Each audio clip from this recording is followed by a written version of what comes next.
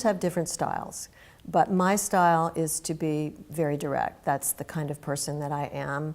I find it hard to be, tricky is not the right word, but to be too subtle about things.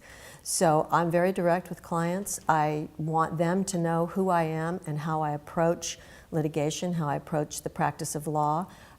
My style isn't for everybody, and it's better for me and for the client if they know who I am, what my practices are, what my ethics are as we go into a lawsuit, because I don't want to be halfway down the road and have them discover that I'm not the lawyer for them, or that they're not the client for me.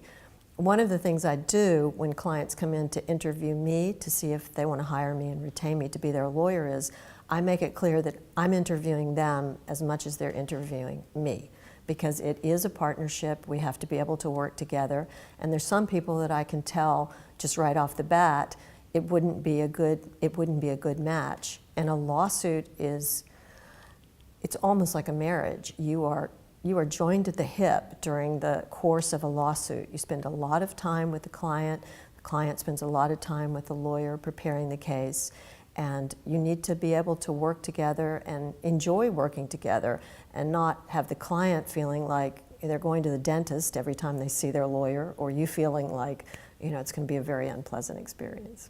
So when a litigator gets a call from a potential client, it's always because things are broken or things have gone wrong. Almost nobody engages in litigation for the fun of it. Every now and again you'll find the litigious personality who actually enjoys being a party in a lawsuit. But usually the only person having fun is the lawyer, and the clients are in a stressful situation where they're being threatened with, in a criminal situation, with incarceration potentially, or in a civil setting, which is the law that I practice. They're faced with either defending themselves against high stakes damages possibility, or they've suffered a great loss.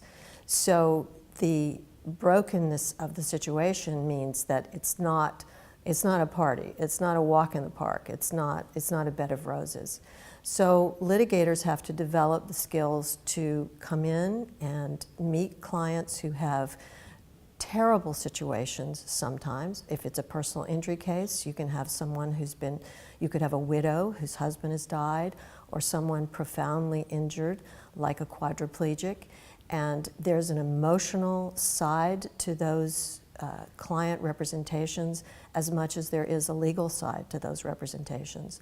So the litigator has to be part counselor as well as good lawyer. The litigator has to be able to assess the problems of the client, not just the legal problems, but the psychological problems. What can the litigator do to help the client lessen some of the suffering? Can you help comfort the client? Can you tell the client some hard but necessary common sense advice for how to make the personal side of the situation better or easier to bear? We represent at Howard & Smith a number of high-profile clients. High-profile clients are usually used to getting results. All clients want results, so that's a similarity between clients. They're all seeking an optimal result from the lawyer who is supposed to put everything back together, put Humpty Dumpty back together, make everything come out right when everything has gone wrong. That's what a lawsuit is about. You have somebody who's seeking damages or some sort of recourse from another party, or you have somebody who's been sued and they're defending themselves. So it's always a highly tension-filled dynamic when you're representing a client on one side or the other. And they all have the expectation that the lawyer will be able to make everything right. It's not true that the lawyer can always make everything right, and so part of the job of a good litigator is to have the client's expectations be realistic based on the circumstances of the case. So those are the similarities. Clients have the similar expectations of having the lawyer fix things. Differences among clients are as different, there's many differences among clients as there are differences among people. So you have clients who handle a stressful situation by being subservient or shy or docile, willing to let the lawyer take over.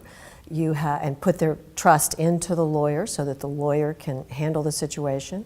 For a lawyer, that's the best kind of client, the client who says to the lawyer, I trust you, you're the expert, I'll do what you tell me to do. Then you have clients who are used to running big businesses or corporations or having their own way. You have Hollywood stars who are used to saying jump and the lawyer says, or the person says how high. So those people are not used to having people tell them what to do and doing it quietly and easily. So the differences between clients are as varied as you can find among people.